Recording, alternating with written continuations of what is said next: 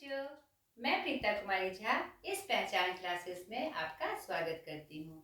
आज एक नए सत्र के साथ एनआरबी के कोर्स को लेते हुए, ठीक है, आज एक बहुत ही महत्वपूर्ण कहानी की चर्चा मैं करूँगी जो बाल मनोविज्ञान पे आधारित है। और यह कहानी इतनी फेमस हुई है कि सबके मुंह पर इस कहानी के पात्र का नाम आपको सुनने को मिल जाएगा। तो आज हम चर्चा करेंगे इस सत्र में किसलय भाग 3 क्लास 9 यानी एनआरबी, सॉरी 10th, 9th बोल दिया मैंने, 10th एनआरबी जो कि बिहार बोर्ड के बच्चों का होता है, उर्दू के बच्चों का, जिसमें मैं पार्ट 2 की चर्चा करूंगी ईदगाह। ईदगाह क्या होता है बेटा? मुस्लिम भाइयों का एक बहुत ही महत्वपूर्ण महीना होता है। कौन सा महीना? रमजान का महीना, जिसमें वह 30 दिन का व्रत करते हैं और 30वें दिन के बाद, 29वें दिन के बाद उसमें क्या होता है, अंतिम दिन जो उनका एक पूजा का जो पद्धति है नमाज अदा करना, वह नमाज अदा करके उस दिन फिर जो एक महीने का उन्होंने व्रत किया उसके संदर्भ में वह फिर खुशहाली मनाते हैं, पकवान बना के, नए नए कपड़े पहन के, जो जहाँ पर वो नमाज अदा करते हैं ग्रुप में, उसे क्या कहा जाता है? ईदगाह। यानी कि विशेष दिन की जो ईद पर्व है उसकी नमाज की एक जगह होती है, उसे ही क्या कहा जाता है बच्चों? ईदगाह कहा जाता है। तो इस संदर्भ में इस पाठ में हम जानेंगे लेखक परिचय, इस पाठ का परिचय और उसकी व्याख्या। ठीक है, तो इनके लेखक हैं प्रेमचंद जी, थोड़ा उनके बारे में जान लें हम। ईदगाह कहानी के लेखक कौन है? प्रेमचंद जी। प्रेमचंद जी, जिनको मुंशी प्रेमचंद भी कहा जाता है। ये हमारे हिंदी साहित्य के ऐसे कथाकार हैं जिन्होंने हर पहलू को महसूस किया। हर पहलू को महसूस किया मतलब जीवन का जो सही यथार्थ रूप है, चाहे वह बाल मनोविज्ञान के रूप में हो, स्त्री मनोदशा के रूप में हो, किसान की दुर्बल अवस्था के रूप में हो, उसकी आर्थिक स्थिति के रूप में हो, किसान मन की जो दुविधा है उसके रूप में हो, हर तरह से उन्होंने हर पहलू को समझा और अपनी कहानी और लेखनी में उसको स्थान दिया। ठीक है, पहले इनके बारे में थोड़ा जान ले परिचय। हम पहले ये नवाब राय के नाम से लिखते थे। ठीक है, जब इन्होंने शुरू लिखना शुरू किया तो नवाब राय के नाम से लिखते थे और उस समय का दौर, जिस समय इनका लेखनी का दौर चल रहा था, उस समय पूरा भारत, हमारा पूरा राष्ट्र आजादी के लिए लड़ाई लड़ रहा था। उसी में उन्होंने एक लेखनी लिखी, सोजे वतन। सोजे वतन उर्दू वर्ड है जिसका हिंदी अर्थ क्या है? राष्ट्र का विलाप। ठीक है, उस लेख ने पूरी हलचल मचा दी, पूरे आजादी के दीवानों के बीच क्या की? हलचल मचा दी। तो अंग्रेजों के द्वारा उनका वो लेख जब्त कर दिया गया और उन्हें कड़ा निर्देश दिया गया कि आप लेखन कार्य नहीं कर सकते हैं। तो वो बहुत हताश हुए, लेकिन एक लेखक का मन अंदर में तूफान मचा हुआ था दुनिया को कुछ देने का, दुनिया के जो समाज के जो विभिन्न पहलू हैं उसको उजागर करने का। ठीक है, तो फिर वे उनके दोस्त निगम जी ने उनको सलाह दी कि तुम प्रेमचंद के नाम से लिखना शुरू करो और तुम्हारे अंदर जितनी भी चीजें हैं, जितनी भी संपदा है लेखनी की, उसे निकालो, इसे डूबने मत दो। और उन्होंने फिर प्रेमचंद जी के नाम से लिखना शुरू किया। इनका जन्म, थोड़ा इनका साधारण परिचय जान ले हम। इनका जन्म 31 जुलाई 1880 बनारस के लम्ही ग्राम में हुआ था। बनारस के लम्ही नामक गांव में हुआ था। ठीक है, इनके पिता का नाम जायब राय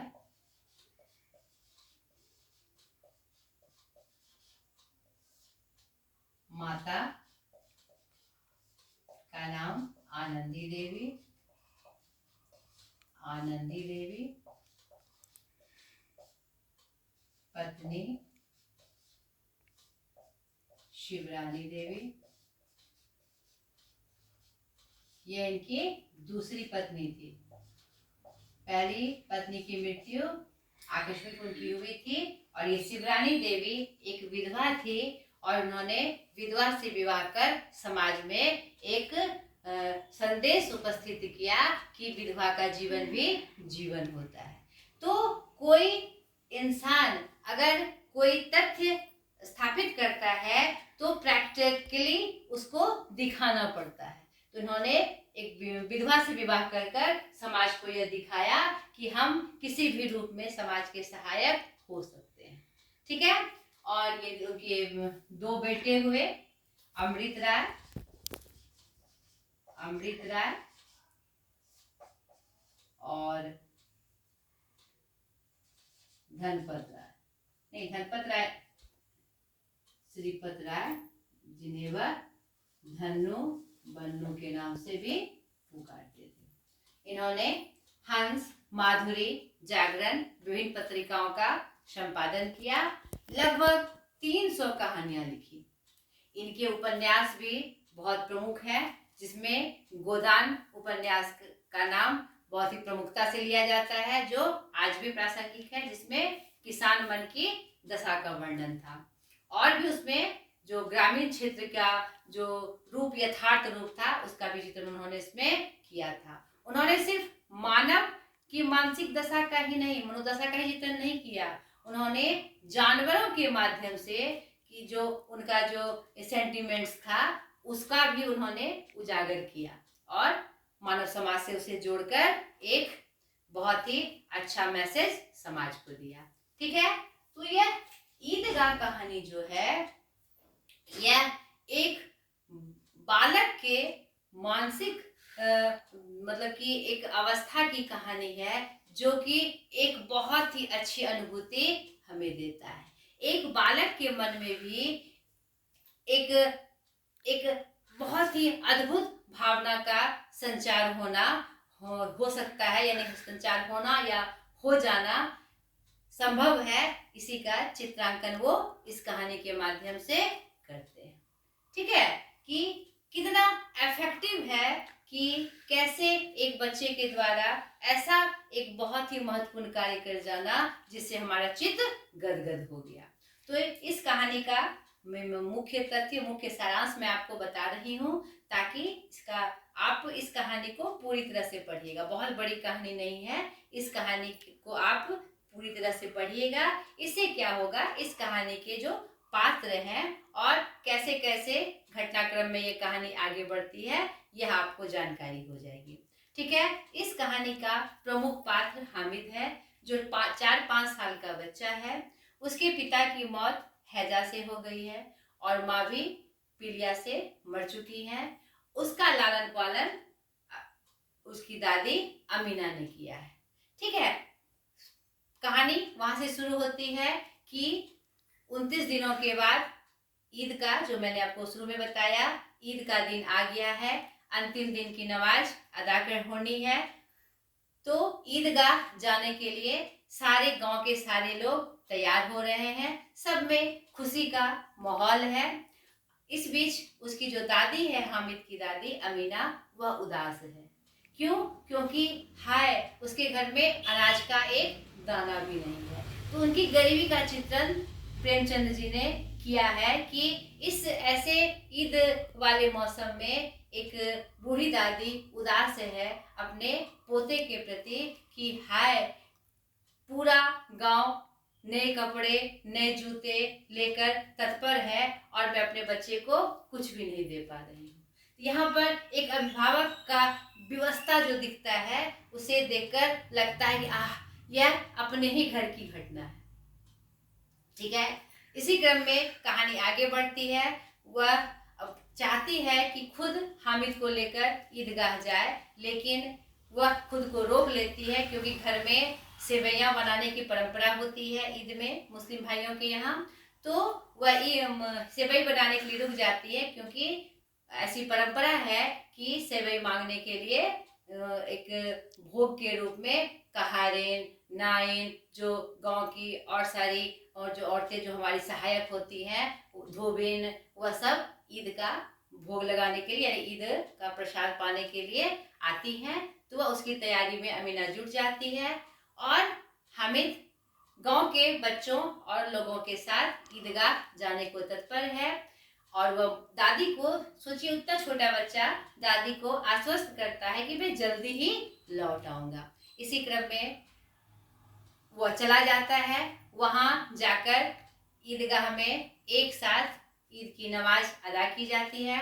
उसके बाद सारे बच्चे और लोग मिठाइयों की दुकान और खिलौनों की दुकान पे जाते हैं। बच्चे नए नए खिलौने लेते हैं, उसके घर से जो उसे पैसा मिलता है, और सबके साथ उसके गार्जियन होते हैं, माता पिता होते हैं, भाई होते हैं, चाचा होते हैं। लेकिन बेचारे हामिद के साथ कोई नहीं है। फिर और उसने जोड़ तोड़ कर उसकी दादी ने 3 पैसे उसे दिए थे कि जा बेटा तू भी मेले में कुछ खा लेना। ईदगाह जो ईद की जो नमाज अदा होती है वहाँ पर एक मेले जैसा माहौल हो जाता है ईदगाह में। ईदगाह की जगह पे तो कुछ छोटे मोटे दुकान होते हैं, मिठाइयों की दुकान, ताकि खुशियाँ मनाई जा सके। तो मेले के रूप में यहाँ पर लेखक ने उसका परिचय दिया है। तो उस अमीना देती है, लेकिन वह छोटा बच्चा, उसके मन में इतनी अच्छी भावना है, इस 3 पैसे का मैं अच्छे से उपयोग कर सकूं। वह सोचता है और वह खाने पीने के प्रति या खिलौनों के प्रति उसे खर्च नहीं करना चाहता है। यहाँ एक अद्भुत रूप उस बाल मनोविज्ञान के रूप में यहाँ दिखाई पड़ता है। वह जाता है, ललचता भी है खिलौनों के लिए, उसके दोस्तों द्वारा किने जाने पर वह ललचता है। वह थोड़ा सा बच्चों से मांगना चाहता है कि मुझे छूने दे, लेकिन बच्चे बाल सुलभ ये अवस्था होती है कि अपनी चीजें किसी को छूने देना नहीं चाहते, वो भी नई नई चीजें। तो वह उसे इनकार करता है, बेचारा तड़प के ललच के रह जाता है। फिर मिठाई की दुकान पे भी मिठाई को देखकर सारे बच्चे मिठाई का लुत्फ उठाते हैं, लेकिन हामिद वह भी नहीं खाता, ललचाई नजरों से उसको देखता है। एक दोस्त उससे मजाक भी करता है, रबड़ी खाएगा हामिद? तो वह हाँ बोलता है और वह उसकी तरफ बढ़ाकर अपने मुंह में रख लेता है। फिर भी उस बालक की अवस्था विचलित नहीं होती। वह अपने आप को संयमित रखता है, कंट्रोल में रखता है, और फिर वह सारी टोलियां आगे बढ़ती है। तो एक लोहे का दुकान है जहाँ पर हर तरह की चिमटे, जिससे हम चिमटे का व्यवहार हम रोटी सेकने के लिए करते हैं ताकि आग से हमारी हाथ ना जले। तो वहाँ पर उसका दुकान हामिद पाता है और अचानक सहसा ही उसके दिमाग में आ जाता है कि रोटी बनाने के क्रम में मेरी दादी का हाथ जल जाता है, तो क्यों ना मैं ये चिमटा ही खरीद लूं। चिमटे वाले से वह उसका दाम पूछता है और अपनी भोली सूरत से, अपने बाल मतलब कि उत्कंठा से वह दुकान वाले को 3 पैसे में वह चिमटा देने के लिए राजी कर लेता है। और वो चिमटा लेकर बहुत खुश भी है, क्योंकि उसके मन में अपने दादी के प्रति अपार प्रेम का सागर उमड़ता है और उसके मन को संतोष है कि अब इस चिमटे का प्रयोग कर कर उसके दादी की हाथ नहीं जलेगी। और वह खुश भी है और शान से चिमटे को कंधे पे रखकर एक बंदूक की तरह वह आगे बढ़ता है। सारे बच्चे पहले उसे चिढ़ाते हैं, अरे हामिद ये क्या उठा लाया, लेकिन वह खुश है और आश्वस्त है और संतोष भी है उसके मन में कि नहीं, मैंने जो चीज खरीदी है बहुत अच्छी खरीदी है। यह देखो, कभी यह बन गया, तो सब कहता है कि ये कोई खिलौना है। बोला हाँ, ये खिलौना बन गया, देखो ये कभी बंदूक बन गया, कभी यह फकीर का खंजर बन गया, नहीं कभी किसी चीज के लिए मैं तलवार के रूप में इसका प्रयोग कर लूंगा। तुम्हारे खिलौने के सामने अगर मैं इस पे मार दूं तो तुम्हारे खिलौनों के टुकड़े टुकड़े हो जाए, क्योंकि सारे जो खिलौने थे, बिस्ती वकील जो अलग अलग रूपों में थे, वो मिट्टी के थे। तो उसके इस कथन से, उसके इस उत्साह से बच्चों में भी उत्साह जगता है, अरे देखो मैंने इतने पैसे 4-5 पैसे खर्च किए लेकिन उपयोग का कोई वस्तु नहीं खरीद पाया। और हामिद को देखो, कुछ नहीं खाया पिया और उपयोग की वस्तुएं खरीदी। यहाँ पर एक बच्चे के सूझबूझ से दूसरे बच्चे में भी उत्साह का संचार होता है और एक बहुत ही अच्छी भावना का संचार होता है। यह एक उदाहरण है। अगर अपने बच्चों में हम संस्कार देना चाहे तो इस तरह के प्रसंग को आप उनके सामने रखिए। ऑटोमेटिक वह इस चीज को फील कर लेगा और वह अपने आप में एक समर्थ व्यक्ति बनेगा, रिस्पॉन्सिबल व्यक्ति बनेगा।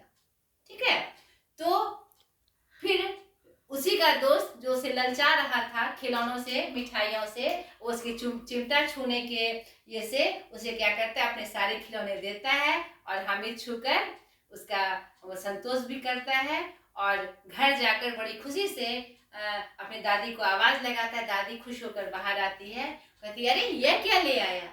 तो बड़े प्यार से कहता है दादी मैं तुम्हारे लिए चिमटा ले आया क्योंकि तुम्हारी हाथ रोटी बनाने के समय जल जाती थी। तो उसका मन द्रवित हो उठता है, उनकी दादी का मन, कि देखो कैसा बच्चा है, कितना इसने अपने मन को मारा होगा। जहाँ सारे बच्चे मिठाइयाँ खा रहे थे, खिलौने खा रहे थे, इसका ध्यान दादी की तरफ आ जाता है।